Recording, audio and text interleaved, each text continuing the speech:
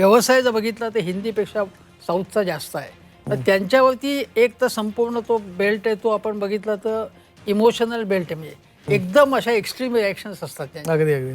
पण यावेळी असं झालेलं आहे की हा जो ट्रेंड जो आहे तो कायम सातत्यपूर्ण आहे की एक पक्ष पुन्हा येत नाही.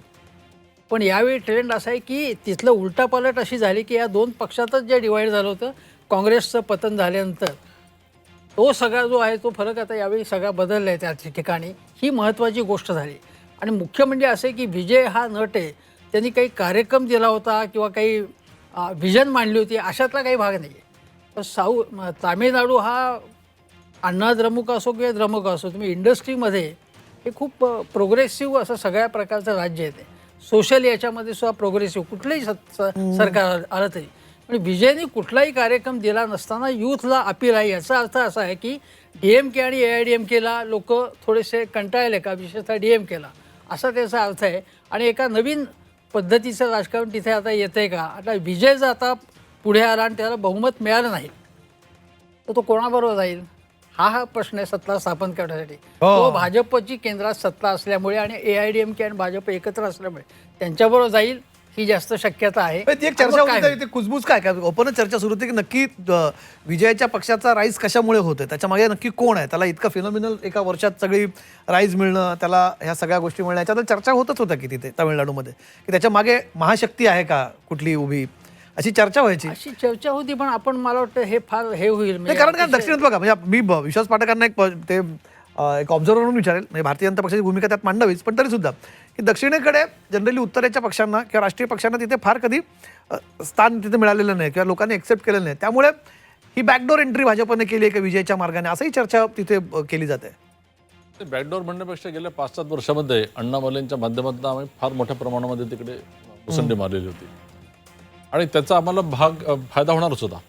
आता विजयनचं आपण जे बोलतोय की याच्यापूर्वी आपला कमल हसन, तो दुसरा जो स्टार रजनीकांत हे देखील यांनी हाफ हार्टेड अटेम्प्ट केला. कारण तिकडे DMK हे ममता बॅनर्जी सारखे आहेत, ते कोणाला यूज देत नाही, इतक्या खालच्या लेवलला ते ब्रुटल पद्धतीने डील करतात. मात्र यांनी ती हिंमत दाखवली आणि हिंमत दाखवल्यामुळे त्याला ते फळ मिळत आहे.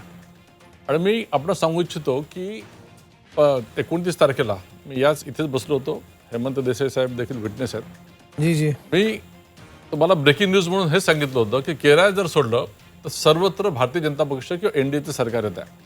पण तामिळनाडूबद्दल देखील आम्ही सांगितलं होतं की तिथे NDAचं सरकार येत आहे. मग AIDMK, विजय असो, भारतीय जनता पक्ष असो, आम्ही हे सर्व मिळून तिकडे सरकार बनवत आहे. कारण तिथल्या जनतेची हीच इच्छा होती, अपेक्षा होती की 10 वर्ष ते DMKला कंटाळले होते.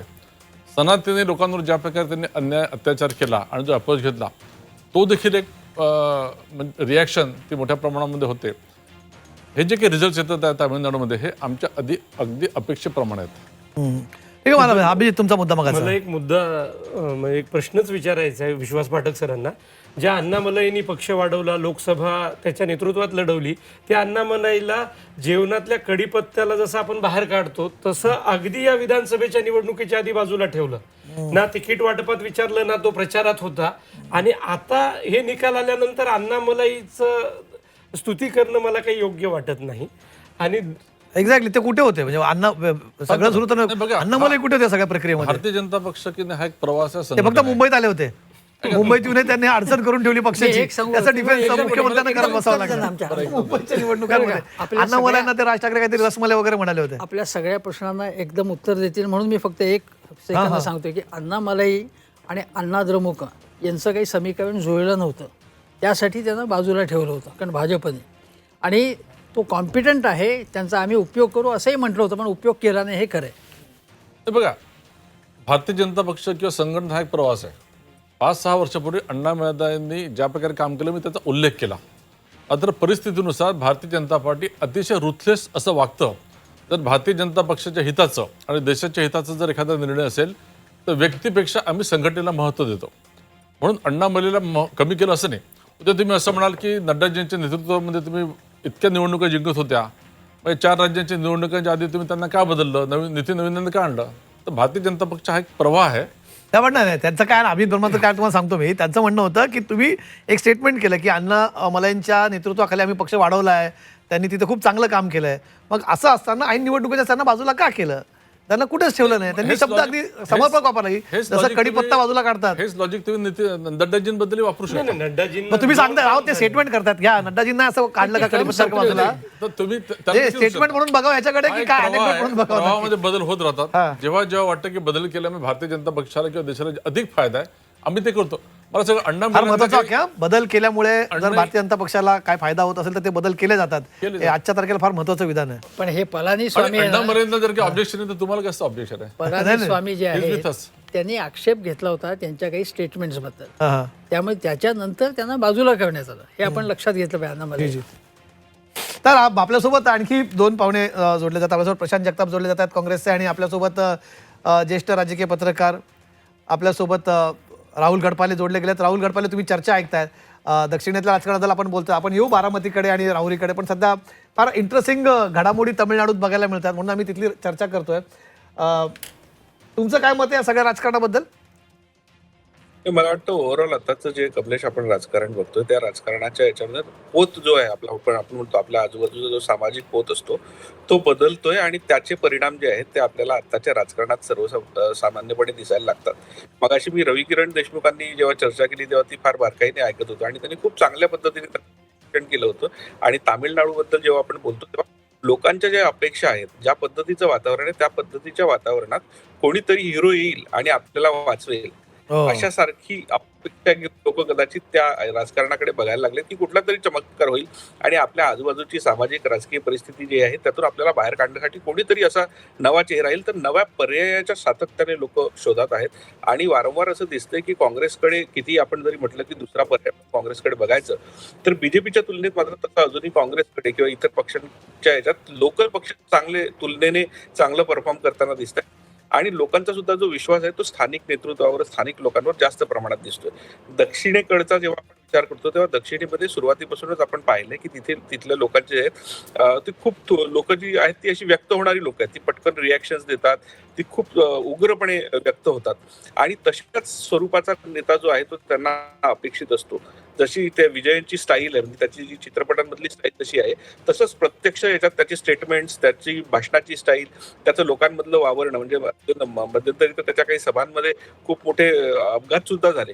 पण तरी सुद्धा लोक त्याच्याकडून काहीतरी वेगळ्या पद्धतीची अपेक्षा करतात आणि ट्रॅडिशनल पद्धतीने जी पक्ष चालवण्याची जी इतर सगळ्या राजकीय पक्षांची जी भूमिका आहे त्याकडे थोडं मला वाटतं लोकांना आता असं अपेक्षित आहे की यातून काहीतरी वेगळं मिळावं, आम्हाला काहीतरी वेगळा पर्याय उपलब्ध व्हावा आणि त्यातून आमची सामाजिक आणि राजकीय पातळीवर जी आहे जी ओढाताण एकंदरीत आपल्याला सगळी दिसते ती ओढाताण थोडंसं थांबण्याच्या दृष्टीने मला वाटतं लोक त्या अपेक्षेने या सगळ्या परिस्थितीकडे बघतात आणि त्याचेच परिणाम जे आहेत ते आताच्या निवडणुकीत कमलेश आपल्याला होताना दिसत आहेत असं मला वाटतं.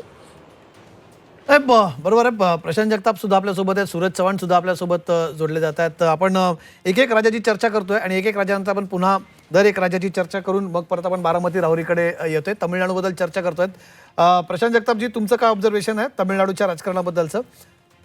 तमिळनाडूमध्ये दोन गोष्टी आहेत. एक तर अँटी इन्कम्बन्सी म्हणजे तिथं मागच्या 40 वर्षाचा जर अभ्यास केला तर दर 5 वर्षांनी सरकार बदलण्याची तिथं एक तर ती परंपराच आहे. त्यामुळे त्या अनुषंगाने एकूण डीएमकेला बसलेला हे अँटी इन्कम्बन्सीचा फटका हा पहिला भाग.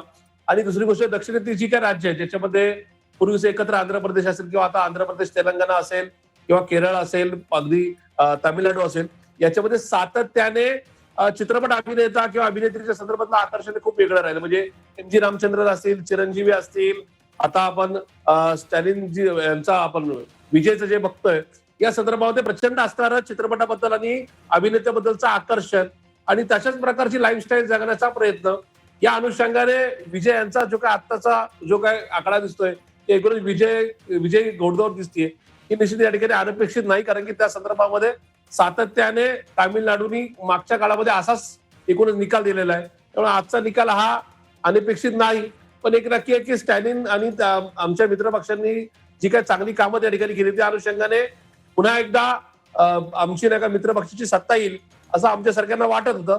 पण दुर्दैवाने मागच्या 12-15 महिन्यामधला थलपती विजयचा जो काही एकूण नका प्रचाराचा झंझावात होता किंवा त्यांच्याबद्दलचं आकर्षण, तुमचं काय तुमचं लाखोच्या ऑब्झर्वेशन झालेल्या काय rally. प्रशांतजी, तुम्हाला काय वाटतं की दलपती विजय यांचा जो उदय आहे गेल्या वर्षभरातला, मी मगाशी चर्चेत एक मुद्दा उपस्थित केला की तिथे कुजबूज काय किंवा चर्चाच व्हायची की त्याच्या मागे नक्की कोण आहे, की इतका पटकन उदय होतो, त्यांना इतक्या पटकन सगळी राजकीय व्यवस्था त्यांची तयार होते, पोचता येते एवढ्या सगळ्या मतदारांपर्यंत वर्षभरामध्ये आणि इतकं मोठं यशही मिळतं. चर्चा होते की त्यांच्या मागे कोण महाशक्ती उभी